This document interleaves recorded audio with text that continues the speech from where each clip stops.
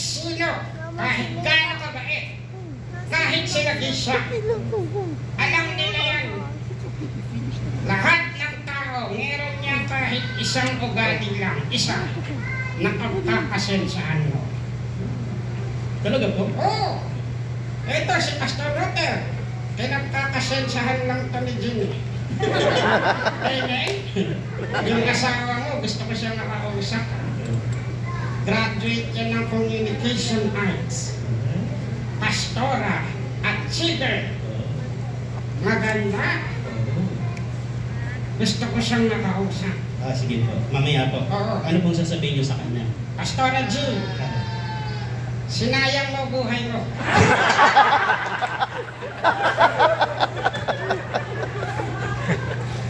Pinag-aral ka ng magulang mo, ito nangyari.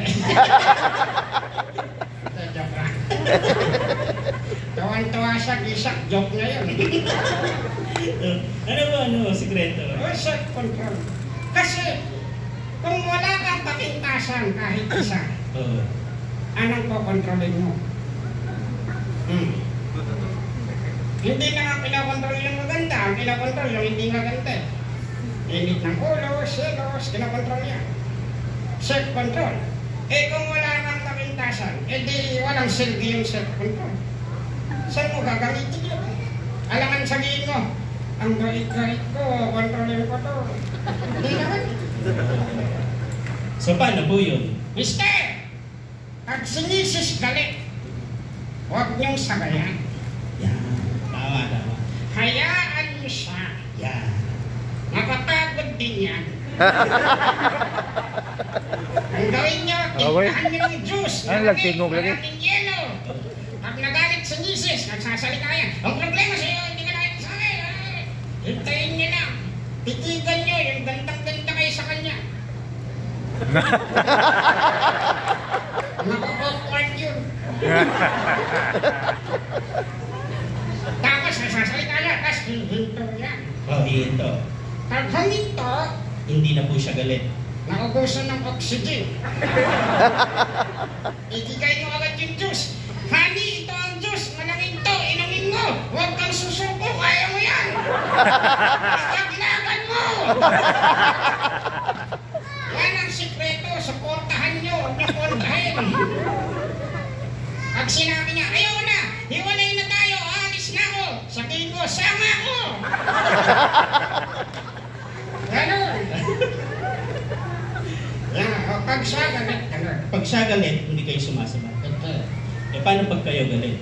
Naku, huwag na, baka matisyon kayo. Sige na, sabihin niyo sa amin. Hindi namin alam kung anong gagawin eh. Ako kasi, naku, patawarin naman ni Lord. Nung isang araw, nasabi ko sa misis ko, hoy! Itigil mo rin ginagawa mo, nagdidilim na kaningin ko sa'yo, ha? Sinabi niyo yun sa misis niyo? Oo, Ano pong ginagawa niyo nun? sinasakal niya ako. Wala na akong nakita. Madilim na talaga, Pastor. Nakakadasal na lang ako, Lord, if it is your will, take this cup away from me. Ano pong ginawa niyo? Nag-collapse. Hindi, joke lang.